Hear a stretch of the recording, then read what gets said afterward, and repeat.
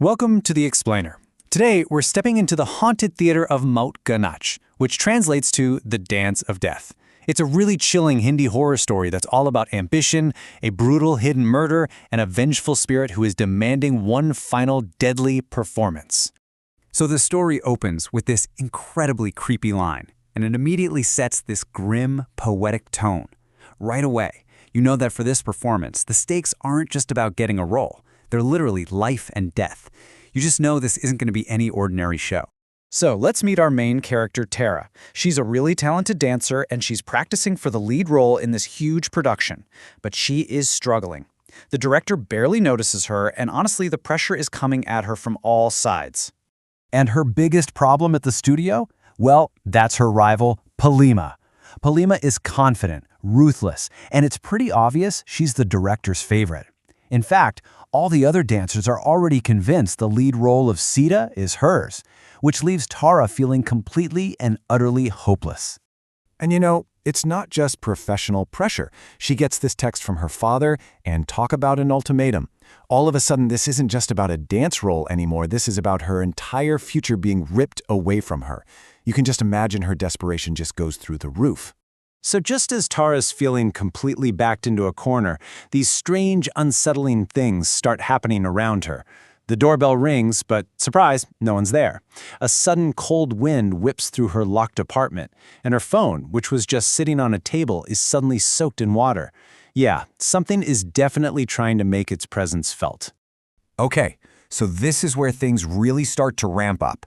These weird little occurrences, they're about to give way to some direct, absolutely terrifying encounters. The presence that was just a creepy background noise is about to become a major player in this whole drama. Picture this. Tara's waiting for her train on a nearly empty platform, and she sees this terrifying figure just watching her. It's a pale woman in a white dress, her dark hair covering her face, and she just stands there, staring, not moving an inch, even as the train pulls away. It's absolutely terrifying. Okay, so things finally boil over. Polima feels threatened by Tara's amazing audition, so she corners her in the changing room and straight up attacks her. She starts choking Tara. And then, out of nowhere, this pale white hand appears. It grabs Polima's wrist with this impossible strength and just flings her across the room. And the result? It's brutal and fast. Polima is dead. And just like that, the path to the lead role, the one thing Tara needed to save her future, is suddenly, terrifyingly wide open. Talk about a twisted case of be careful what you wish for. But why? Why is any of this happening? I mean, why would a ghost get involved like this and help Tara? Well, after being completely tormented by everything that's happened, Tara finally comes face to face with this spirit, and she's about to find out the horrifying reason why. So she's rehearsing late one night, and bam, the ghost shows up. Tara asks the only question that matters: who are you? But the ghost, whose name is Chanda, doesn't just talk. Oh no, she answers by forcing Tara to see what happened through a horrifying vision of the past. And this vision, wow. It throws her back 7 years to this absolutely brutal crime.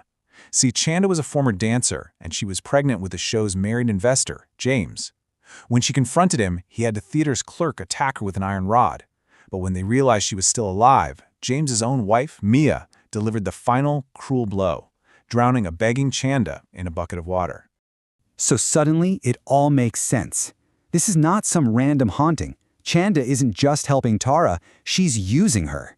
This is a targeted quest for revenge by a murdered woman, and get this, her killers are still running the very same show.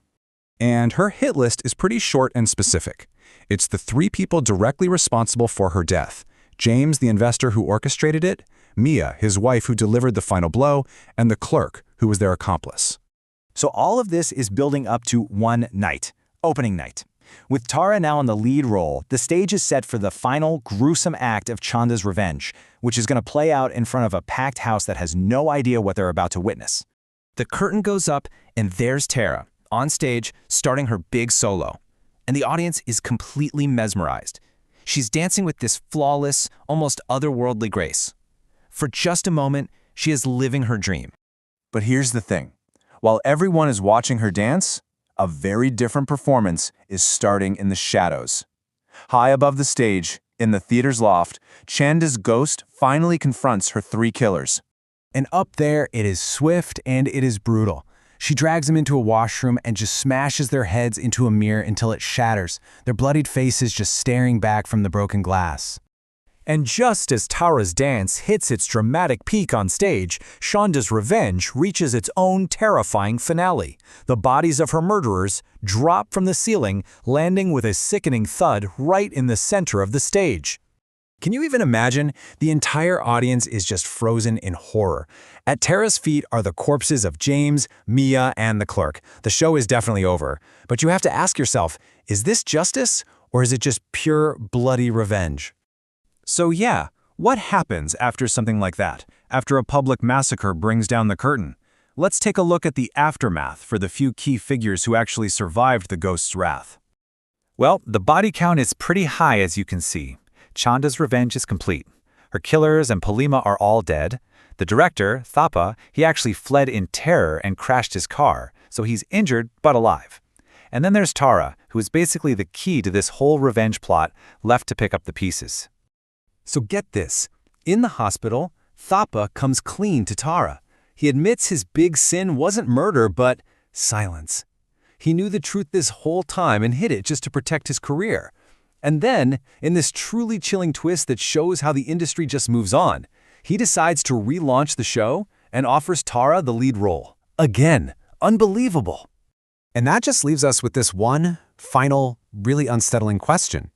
Tara accepts the role. I mean, she got everything she wanted, right? But after being a pawn in a ghost's revenge plot and literally seeing a triple homicide happen on stage, can she ever step out there and have it just be a performance? Or is she forever tied to the ghost who got her there?